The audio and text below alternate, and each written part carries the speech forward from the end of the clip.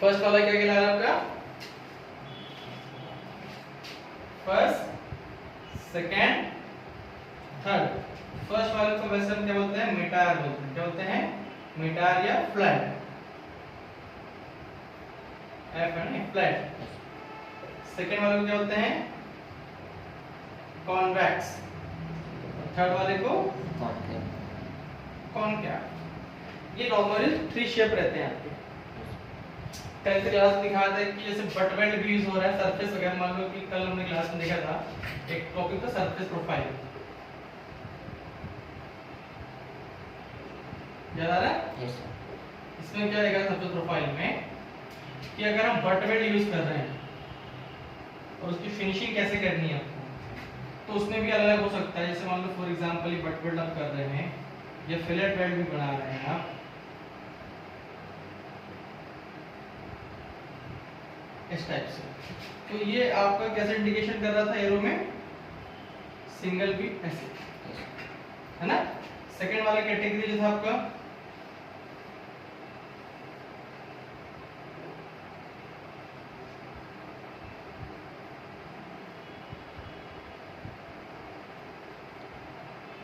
कैसे इंडिकेट कर रहा है? ये सिंगल बी कैप।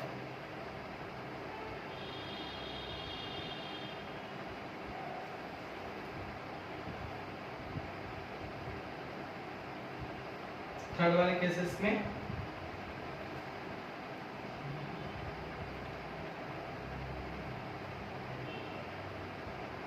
ऐसे शेप जाएगा ना, सिंगल बी ऐसे।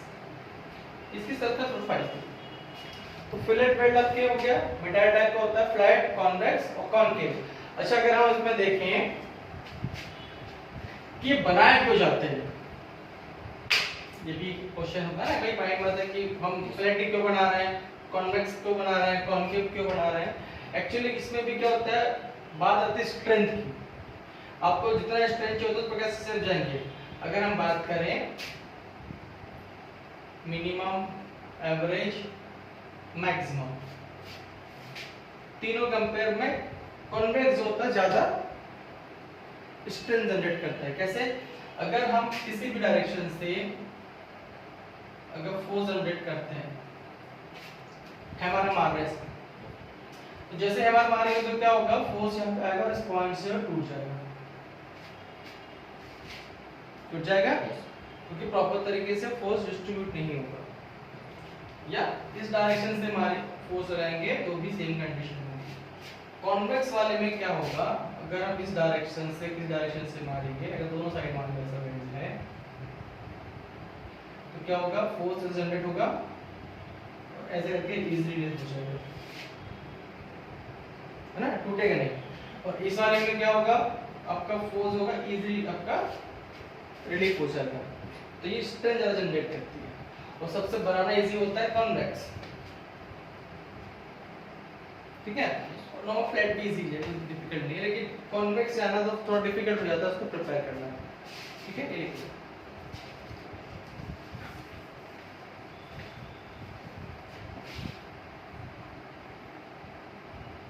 वेल्डिंग इंस्पेक्टर की ड्यूटीज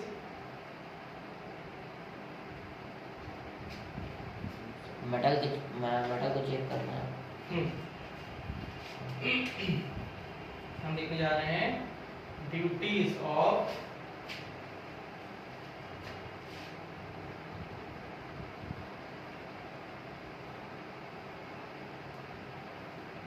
वेल्डिंग इंस्पेक्टर। भाई वेल्डिंग इंस्पेक्टर की क्या क्या ड्यूटीज होती हैं? क्योंकि देखो अभी हम पढ़ रहे हैं वेल्डिंग इंस्पेक्टर की ड्यूटीज क्या क्या होती है, ठीक है। चेक करना सभी का काम है। साइट अगर आप कंपनी में काम कर रहे हो तो काम तो करना है। सबसे पहले होता है observation.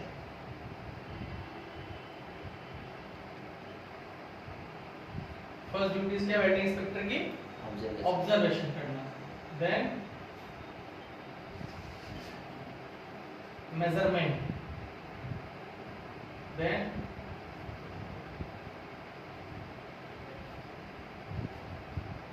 Identifying. Observation, measurement and identify, ये आपकी मेन ड्यूटीज होती है। अब ये ऑब्जर्वेशन मतलब पूरा ऑब्जर्वेशन करना आपको प्रॉपर तरीके से, वो एज पर प्रोसेस हो रहा है या नहीं हो रहा है, वो भी सारी चीजें होती है ना। तो एक जो वेल्डिंग इंस्पेक्टर होता है, जैसे मान लो कि मैं वेल्डिंग इंस्पेक्टर हूँ या आप वेल्डिंग इंस्पेक्टर हैं, तो आपको क्या क्या पता होना चाहिए, ये भी इम्पोर्टेंस है ना, तभी तो इंस्पेक्शन करेंगे।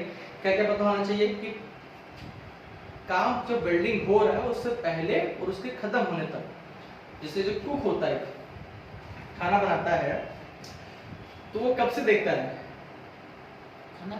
खाना बनने से पहले से लेके बनने तक, टेस्ट लेके बोलेगा हाँ भाई ठीक बनेगा, अब हम खा सकते हैं, दे सकते हैं। वैसे वेल्डिंग इंस्पेक्टर है, तो वेल्डिंग इंस्पेक्टर को क्या क्या चीज पता होना चाहिए, है ना। क्या लिख सकते हैं, welding inspector should be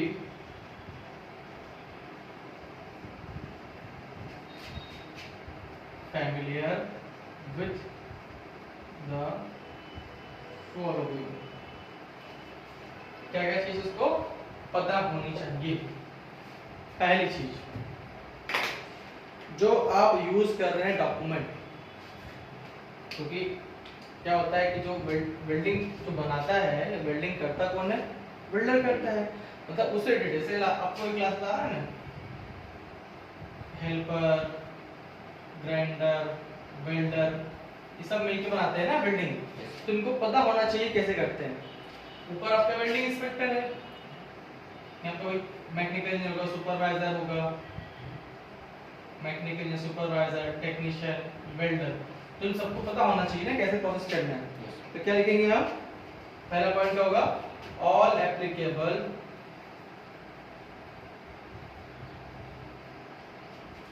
documents, जितने भी डॉक्यूमेंट्स हैं वो एप्लीकेबल होना चाहिए। जो काम कर रहा है, काम कौन कर रहा है, कौन काम करेगा, वेल्डर्स। क्या पता होना चाहिए हमें, वर्कमैनशिप स्टैंडर्ड। ये क्यों पता होना चाहिए कि जो वेल्डर काम कर रहा है वो सर्टिफाइड है नहीं है, या जो वेल्डिंग कर रहा है उसको सर्टिफाइड है नहीं, वो पाइप पे सर्टिफाइड है या प्लेट पे सर्टिफाइड है, पोजीशन के बेसिस पे होता है, 1G 2G 3G, it means ऊपर वेल्डिंग कर सकता है, नीचे वेल्डिंग कर सकता है, ओवरहेड कर सकता है, फ्लैट कर सकता है, हॉरिजॉन्टल कर सकता है कि वर्टिकल कर सकता है, आर्क वेल्डिंग सर्टिफाइड है, गैस वेल्डिंग सर्टिफाइड है, तो वो हमें वर्कमैनशिप स्टैंडर्ड पता होना चाहिए। इसके अलावा क्या होना चाहिए, इसके अलावा क्या जानना चाहिए इसको,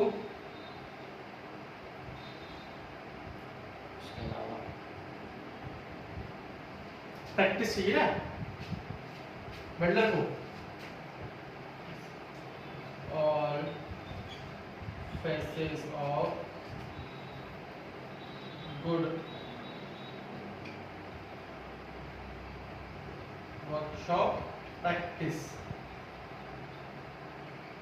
उसको प्रैक्टिस नहीं होगा तो कैसे काम करेगा, वेल्डर जो होगा वो एक्सपीरियंस होना चाहिए, और इसके अलावा आप भी होना चाहिए, मतलब ऐसा नहीं कि वो ये आपके लिए एक प्रकार से जो वेल्डिंग इंस्पेक्टर है उसे पता है, आपको पता ही नहीं है, मतलब जो ऑल एप्लीकेबल डॉक्यूमेंट्स है, WPS है, PQR है, और जो वेल्डिंग टाइप्स है ये आपको पता होना चाहिए, वर्कमैनशिप स्टैंडर्ड क्या होता है वो पता होना चाहिए हमें, all face of good workshop practice, हमें प्रैक्टिस भी होनी चाहिए।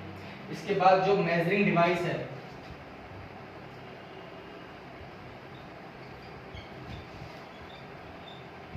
ऑल मेजरिंग डिवाइस, आपको जितनी भी डिवाइस है मेजरिंग डिवाइस इनके पता होना चाहिए। जैसे डिवाइस एंड टूल्स भी सकते हैं, जैसे फॉर एग्जांपल लेते हैं वर्नियर, ही हो गया, नाम सुना आपने, वर्नियर कैलिपर, टेप हो गया, स्केल हो गया, वर्नियर कैलिपर नहीं देखा, वर्नियर ऐसा होता है,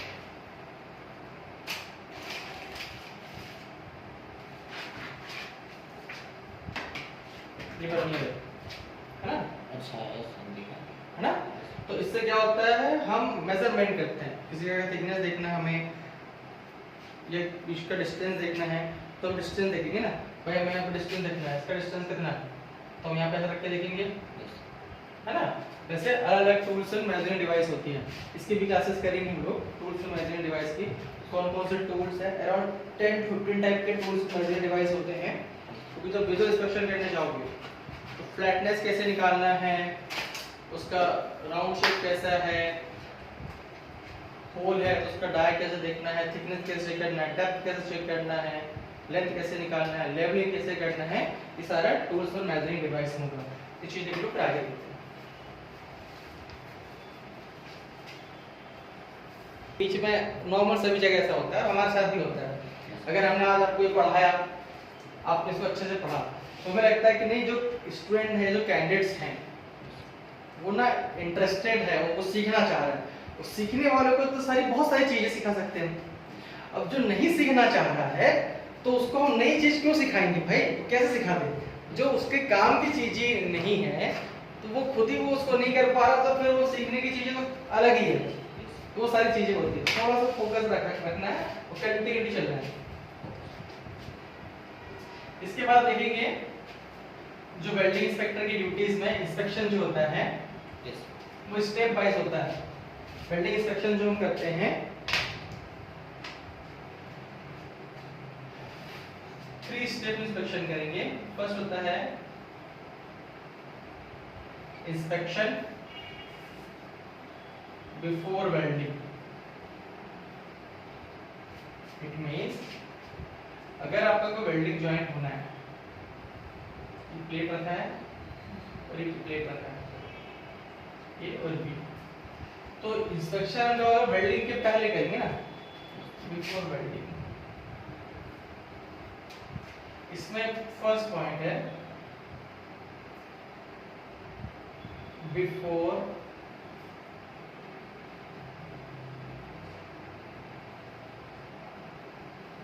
असेंबली। असेंबली समझते हैं, चीजों को असेंबल करना, जोड़ना।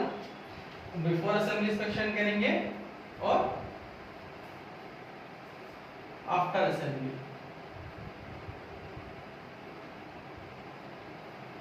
ये स्टेप हो जाएगी। सेकेंड स्टेप क्या होगी, ड्यूरिंग वेल्डिंग। थर्ड क्या होगा, आफ्टर वेल्डिंग। ठीक है, इसे लिख लो फिर समझाते हैं।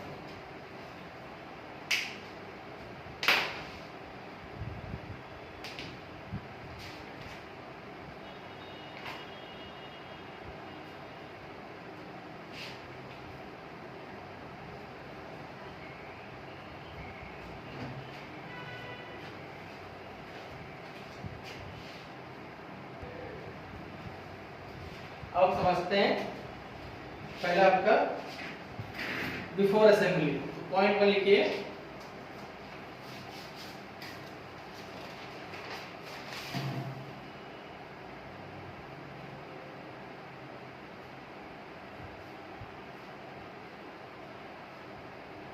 बिफोर असेंबली में क्या क्या चीज इंस्पेक्शन करना है। सो पॉइंट 1,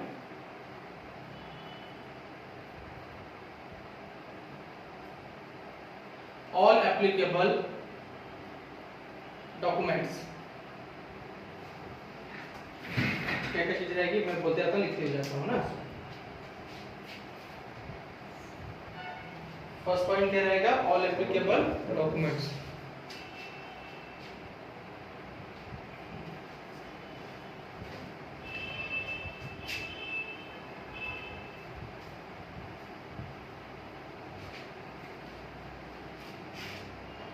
किस पोजीशन देख रहे हैं हम लोग, बिफोर वेल्डिंग ना, बिफोर वेल्डिंग का पॉइंट ए है बिफोर असेंबली में क्या क्या चीज हमें देखना है। फर्स्ट पॉइंट क्या था आपका? All applicable documents all applicable documents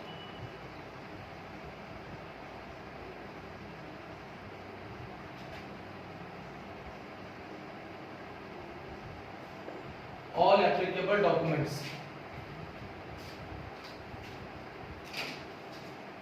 second point है, अच्छा ऑल एप्लीकेबल डॉक्यूमेंट्स में क्या होता है, जो वेल्डिंग से जैसे WPS जो होते हैं ना, WPS ATC डॉक्यूमेंट होते हैं, और समझेंगे इसको आगे, तो वो सारे डॉक्यूमेंट को चेक करना है, वेल्डर सर्टिफिकेट है नहीं उसके पास, वो सारे चेक करना है, क्योंकि जो डिफेक्ट है वो कहाँ से आते हैं, या तो वेल्डर के पास से आएंगे या कोई अदर प्रॉब्लम हो, जैसे आपके इलेक्ट्रोड खराब रहा हो या अदर कोई चीजें रही हो, तो फिर आपका हो सकता है। सेकेंड पॉइंट है quality plan is authorised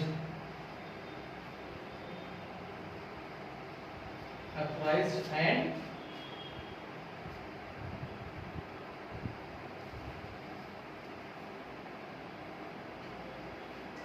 signature with employer.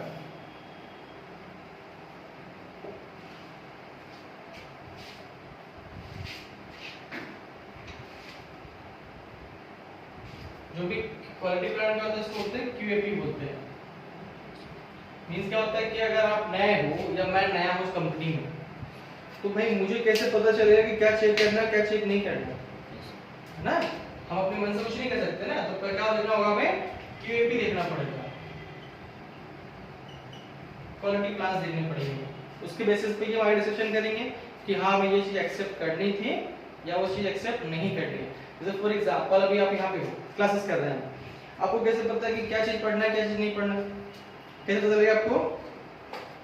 QAP syllabus देखो, एक स्टूडेंट को कैसे पता चलता है? QAP तो इंजीनियर लोग करेंगे जब आप बन जाओगे तब। अभी आपको क्या पढ़ना है क्या नहीं पढ़ना कैसे पता चलेगा? सिलेबस देख के। एज इट इज जो वेल्डिंग इंस्पेक्टर होते हैं जो इंस्पेक्शन करते हैं, एक्सेप्टेंस क्राइटेरिया क्या है, रिजेक्शन क्राइटेरिया क्या है, वो QAP देख के या फिर स्टैंडर्ड कोड देख के रहेगा। ठीक है, नेक्स्ट है जो एप्लीकेशन यूज कर रहे हैं हम लोग, देखो उसमें मैं लिखा दे रहा हूं, एप्लीकेशन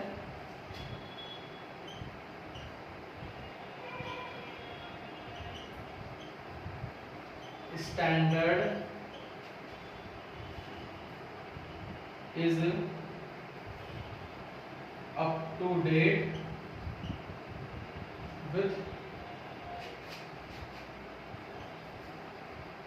authorized signature।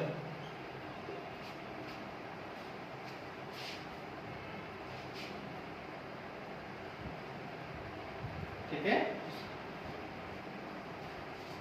नेक्स्ट अब ड्राइंग के बेसिस आता है, तो ड्राइंग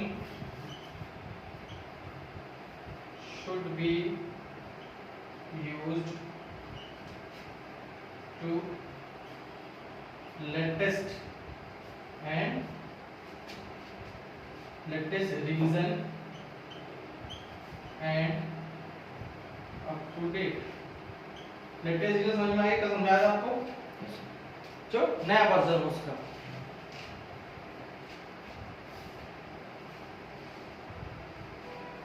जो ड्राइंग यूज करेंगे वो अप टू डेट होना चाहिए, क्लियर होनी चाहिए, उसमें जो आपका जो आइडेंटिफाई नंबर है या ड्राइंग नंबर है वो आपको पता होना चाहिए, क्योंकि जिस आइटम को बनाना उसी आइटम का ड्राइंग नंबर होना चाहिए, वो भी सारी चीजें इसमें आपको देखना है। जैसे फॉर एग्जांपल हमने कल जो ड्राइंग देखा था उसमें देखा ना कि ड्राइंग नंबर क्या है, उसका रिवीजन क्या है, उसमें वो ड्राइंग प्रॉपर तरीके से क्लियर दिख भी रही है कि नहीं दिख रही है, उसमें जो सिंबल्स वगैरह यूज हो रहे हैं वो प्रॉपर दिखना चाहिए आपको, तभी तुम काम कर पाएंगे। ठीक है, लिख लो, हो गया। नेक्स्ट वेल्डिंग प्रोसीजर,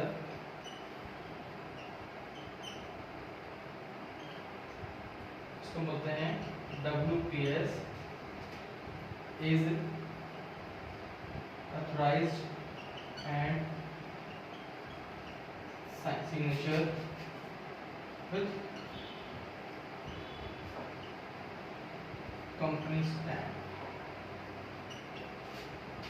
WPS बना रहे हैं वो आपका सर्टिफाइड होना चाहिए, क्योंकि जो बना रहे हैं वो सर्टिफाइड होगा तो WPS सर्टिफाइड होगा, क्योंकि उसी के बेसिस पर आगे करके काम करोगे, तो WPS भी आपको सर्टिफाइड होना चाहिए। ओके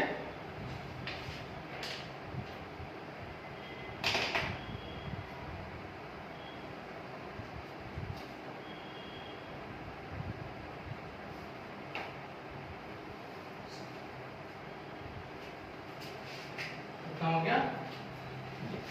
अब इसके बाद लिखो welder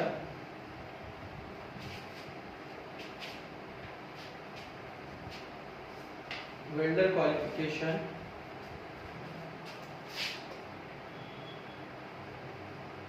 welder qualification and range should be क्या होना चाहिए, अप्रूवल। जो वेल्डर क्वालिफिकेशन है, जो वेल्डर काम कर रहा है, तो उसकी थिकनेस रेंज क्या होता है, होना चाहिए, अथराइज होना चाहिए। मतलब अगर वेल्डर 10-10 mm पे अथराइज है तो 10 mm भी करना चाहिए, जो उसकी रेंज होगी। एक अप्रोक्स रेंज होती है, ऐसा नहीं कि 5 mm तो 5 mm होगा, 10 जो भी उसका रेंज है। अगर फॉर एग्जांपल समझ लेते हैं, कोई वेल्डर है, उसने 13 mm के ब्लॉक पे मिनिमम 3 नंबर ऑफ लेयर से वेल्डिंग करके तो कंप्लीट कर दिया। मिनिमम, ज्यादा से ज्यादा हो सकता है लेकिन मिनिमम 3 ही होना चाहिए। तो वो क्या होता है, अनलिमिटेड के लिए सर्टिफाइड आता है। किसी भी थिकनेस पे कर सकते हैं, 10 mm, 50 mm, 100 mm, 200 mm, 500 mm। तो उस प्रकार सबको चेक करना पड़ेगा इसका क्या रिजल्ट है। नेक्स्ट पॉइंट लिखो इसमें,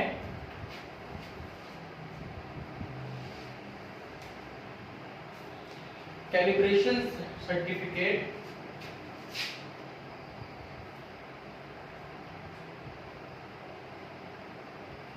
कैलिब्रेशन सर्टिफिकेट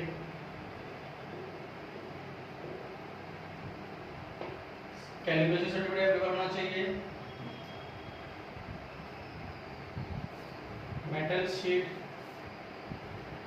जो मेटल यूज कर रहे हैं, शीट यूज कर रहे हैं, उसके सर्टिफिकेट अवेलेबल होना चाहिए।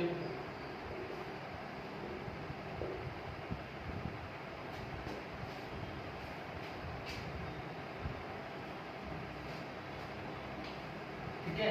अगर आप किसी प्रोजेक्ट में काम कर, अच्छी कंपनी में काम कर रहे हैं, तो इम्पोर्टेंट होता है जहां आप काम कर रहे हैं, सेफ्टी परमिट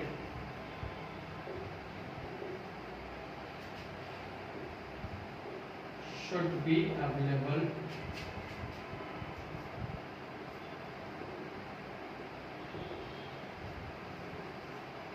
for hot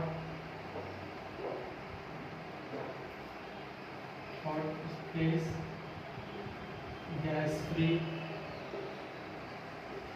और हाई टेम्परेचर। मतलब आपका जो बहुत ज़्यादा टेम्परेचर नहीं होना चाहिए, गैसेस नहीं है वहाँ पे, तो सेफ्टी ऑफिसर काम होता है, वो आपको एक परमिट बना के देता है, ये सारा काम होता है। तो वेल्डर क्वालिफिकेशन प्रॉपर होना चाहिए, कैलिब्रेशन रेंज होना चाहिए, जो इस पे काम कर रहे हैं उसका सर्टिफिकेट होना चाहिए, सेफ्टी परमिट होना चाहिए जहाँ पे वो काम कर रहे हो, क्योंकि उनकी सेफ्टी भी हमारी रिस्पॉन्सिबिलिटी होती है। ठीक है, ये पॉइंट लिखो। ठीक है, अब ये तो हो गया आपका बिफोर वेल्डिंग। ठीक है, सॉरी बिफोर असेंबली, जब वो असेंबली कर लेगा, क्योंकि आप तो करोगे नहीं, है ना, क्योंकि अगर हम कर सकते हैं, ऐसा नहीं करेंगे, लेकिन अगर हम असेंबली करना स्टार्ट कर देंगे तो इंस्पेक्शन कौन करेगा, ये भी है ना।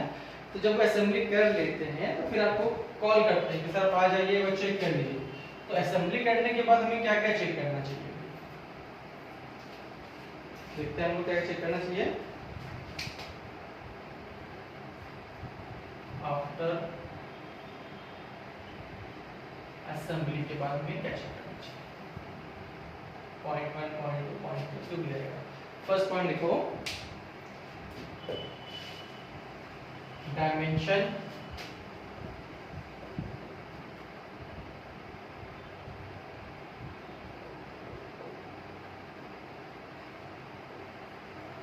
टॉलरेंस, टॉलरेंस समझते हैं? टॉलरेंस क्या होता है कि जिससे अगर ये मान लो प्लेट है, इसकी लेंथ आपकी 100 mm होनी चाहिए, ठीक है, बट आपके ड्राइंग मेंशन है ऐसे करके ±5, तो इसका टॉलरेंस क्या होगा? अगर ये बाय चांस आपका 105 बन जाता है तो भी एक्सेप्ट होगा, और 95 बन जाएगा तो भी एक्सेप्ट होगा, और 100 तो इसका एक्सेप्ट है। तो ये इसका हर एक मटेरियल का टॉलरेंस रहेगा।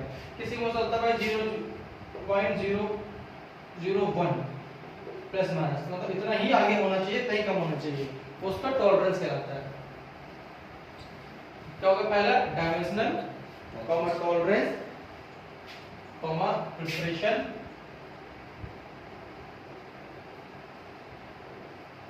Comma fit up.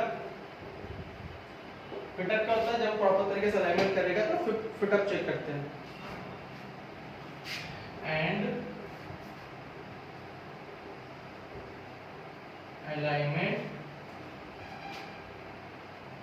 as per requirement।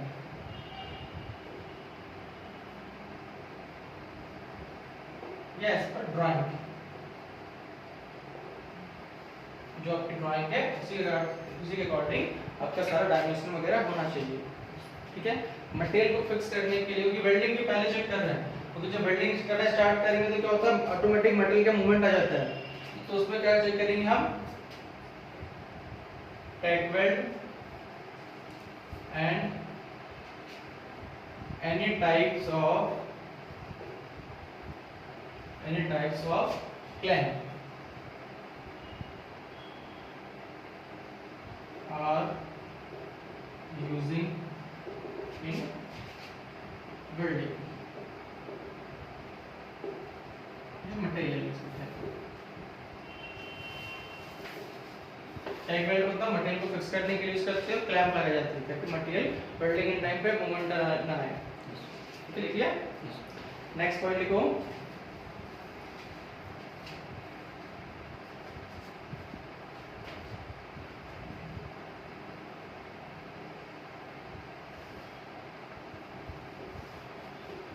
Cleanness of area, जो एरिया है वो प्रॉपर क्लीन होना चाहिए, है ना। Area is maintain.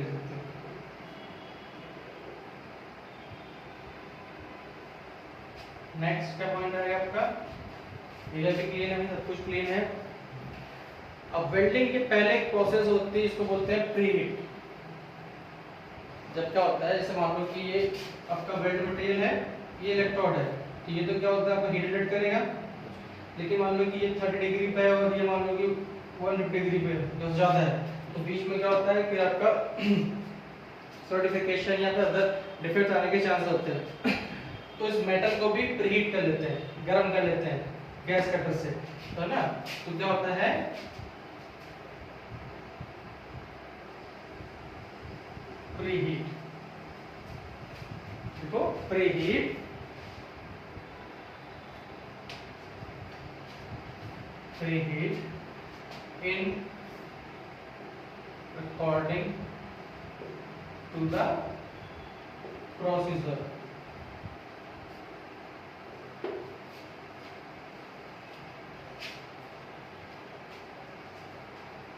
हो गया? ये आपका क्या हो गया?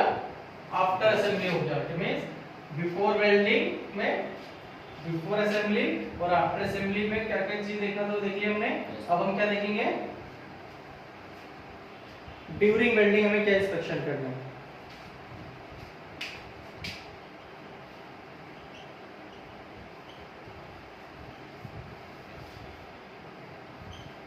क्या इंस्पेक्शन करेंगे ड्यूरिंग वेल्डिंग में?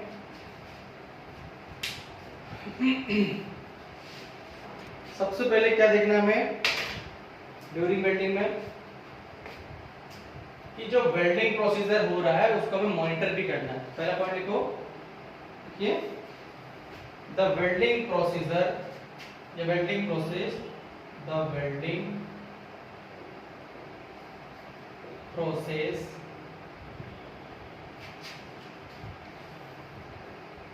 must be monitored।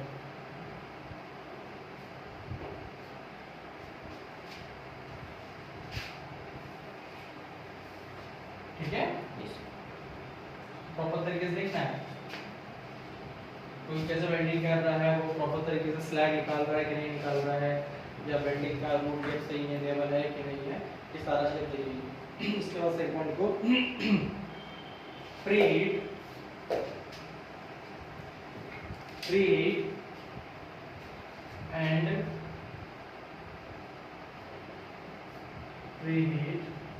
and interpass temperature should be monitored। जो प्रीहीट और इंटरपास टेम्परेचर जो है वो मॉनिटर करना है। कैसे करेंगे, देखो जैसे ये वेल्ड है आपका, ठीक है, ये वेल्ड किया आपने, तो जो वेल्डिंग करते हैं उसको प्रीहीट प्रॉपर तरीके से होना चाहिए। इंटरपास का होता है जो नंबर ऑफ है ना, इसका जो हर एक लेयर के ऊपर जो टेम्परेचर है वो भी मेंटेन होना चाहिए, है ना, ऐसे इंटरपास टेम्परेचर होते हैं। थर्ड पॉइंट लिखिए,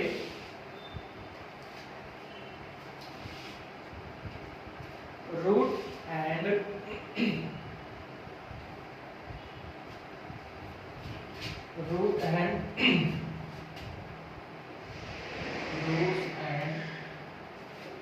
subsequence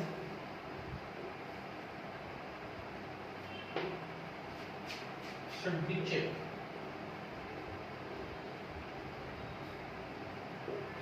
जो रूट है आपका, रूट मतलब क्या होता है, नीचे वाला एरिया प्रॉपर तरीके से चेक होना चाहिए। अब जब भी वेल्डिंग करोगे आप, जैसे समझ लो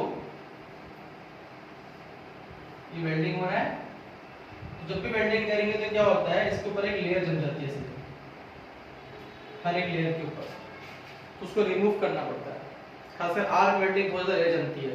इस लेयर को क्या बोलते हैं, कार्बन क्लियर होती स्लैग बोलते हैं। समझ लो कि जैसे आपके हाथ में ब्लड लग गया तो पपड़ी जम जाती है ना, उसी प्रकार जब भी वेल्डिंग करेंगे तो ऊपर पपड़ी जम जाती है, उस वेल्डिंग को कवर करने के लिए, उसे बोलते हैं स्लैग बोलते हैं। अगर स्लैग को रिमूव नहीं करेंगे और आप फिर वेल्डिंग कर दोगे, क्या हो जाएगा, स्लैग दब जाएगा नीचे, वो डिफेक्ट में आ जाएगा फिर आपका। तो स्लैग को रिमूव भी करना होता है। उसमें लिखिए interpass cleaning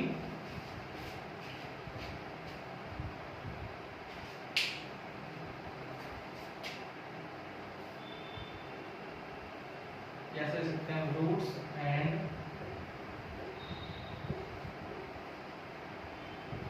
interpass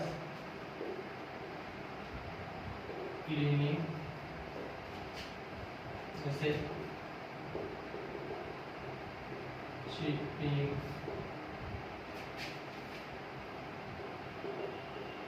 grinding must be checked, must be checked। Next point लिखिए,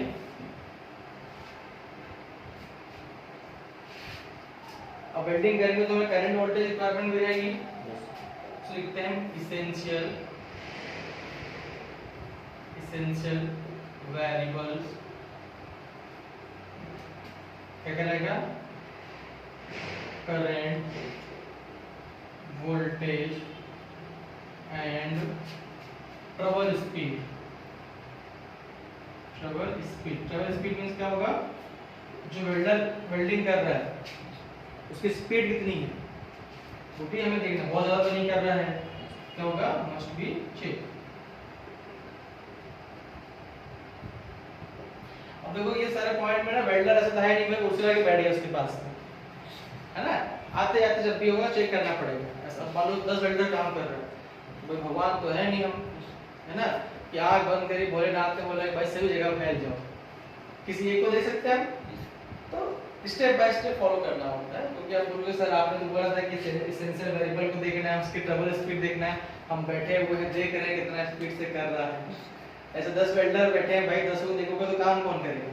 तो जब भी काम करते चलते फिरते हमने देख लिया, है ना, क्योंकि ड्यूरिंग वेल्डिंग में हम बैठे नहीं सकते, वेल्डर 10 घंटे काम कर 10 घंटे के बाद ना बैठे रहेंगे, है ना। तो जब भी जाओगे प्रॉपर तरीके से वॉश करेंगे और कभी मैं ये पनिश करेंगे तो इसको समझाएंगे। तो सर अगर इंस्पेक्टर काम नहीं करता तो उसको फिर कौन सुनाएगा, किसको, जो इंस्पेक्टर होगा से काम नहीं कर नहीं देख रहा है, हाँ तो फिर कोई होगा ना, उसको फिर मैनेजर बताएगा भाई कैसे काम नहीं कर रहे हो, कंप्लेंट आएगी तो मैनेजर देखेगा ना, रिपोर्टिंग तो मैनेजर करनी है ना।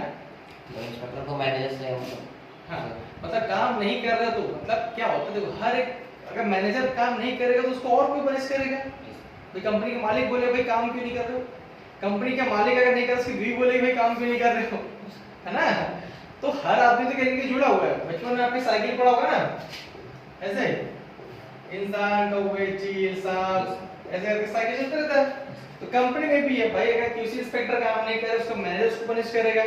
मैनेजर सही काम नहीं कर रहा है तो उसका जो हेड ऑफ डिपार्टमेंट के लोग होंगे वो उसको करेंगे, वो भी काम नहीं कर तो कंपनी का मालिक उसको निकाल देगा। कंपनी का मालिक सो रहा है तो उसकी बीवी बोलेगी भी काम करो, काम तो करना पड़ेगा ना। तो हर एक चीज के ऊपर एक सीक्वेंस होता ही है, ऐसा नहीं है कि मैंने तो आप क्वालिटी इंस्पेक्टर बन गए तो आपको काम नहीं देखना है। भाई अगर आप अपनी रिस्पॉन्सिबिलिटी है तो सब जगह प्रेशर होता है, ऐसा नहीं कि प्रेशर नहीं रहता है। जितनी बड़ी जॉब उतनी बड़ी रिस्पॉन्सिबिलिटी। जैसे लोग बोलते हैं भाई वो तो सीएम बन गया, विधायक बन गया, हमारे चचा तो विधायक है, हमारे पापा तो विधायक है, कुछ फर्क नहीं पड़ता। जो लोग अगर उस रिस्पॉन्सिबिलिटी को प्रॉपर तरीके से टेक केयर कर रहे हैं, संभाल रहे हैं, तो उनसे ज्यादा प्रेशर किसी पर नहीं हो सकता। क्योंकि अगर हम बात करें हमारे घर में पापा मम्मी भाई बहन भाभी जो भी है 10 लोग को मैनेज करना डिफिकल्ट हो जाता है। अगर एक राज्य का सीएम अगर पूरे स्टेट को मैनेज कर रहा है तो उससे बड़ा कोई टास्क नहीं है। उसको तो ये नहीं सब जगह फोन लगा, उसके भी चेले चमचे होते हैं। मतलब चेले चमचे मतलब ऐसा है कि उनके भी प्रॉपर एक सीक्वेंस होता है भाई किसको क्या संभालना है। हर एक जैसे स्टेट लेवल पे, डिस्ट्रिक्ट लेवल पे भी कलेक्टर्स वगैरह होते हैं, हर डिस्ट्रिक्ट में आईएएस आईपीएस होते हैं, उनको रिस्पॉन्सिबिलिटी दी जाती है। अब सीएम थोड़ा देखेगा कि भाई तुम्हारा बैग चोरी हो गया। आज के टाइम में क्या होता है कि भाई किसी का बैग चोरी हो गया तो सीएम को टैग कर दिया, सर मेरा बैग चोरी। अरे भाई सीएम थोड़ा तो आपका बैग ढूंढने जाएगा, उसके लिए पर्टिकुलर व्यवस्था बनाई गई है। उस व्यवस्था के थ्रू काम होगा। अगर भाई किसी का गलती से जो क्राइम होता है, किसी ने किसी का मर्डर कर दिया, हाँ, तो अब क्या होगा, अगर वो थोड़ा सा पॉलिटिक्स इसके लिंक है, अच्छे पावरफुल मेन है, तो क्या होगा वो सीएम को फोन कर देगा कि सर वो तो हमारे चाचा के भाई का मर्डर हो गया या उसके साथ लूट हो गई है। तो फिर क्या होगा, फिर सीएम वहां पे क्या कर सकता है कि वो हाई लेवल पे जाके मतलब जो आपके क्राइम ब्रांच या पुलिस डिपार्टमेंट को थोड़ा प्रेशराइज कर देंगे कि भाई आपको तो पता करना ही है। तो वहां पर भी क्या हलचल मच जाती है, करना ही है। एक छोटा सा आदमी का बैग चोरी हो गया, कोई छोटा मोटा आदमी गिर गया, एक्सीडेंट हो गया, मर गया, कोई देखने वाला नहीं है। उसका ले आएंगे, पोस्टमार्टम करेंगे और बोल देंगे भाई सर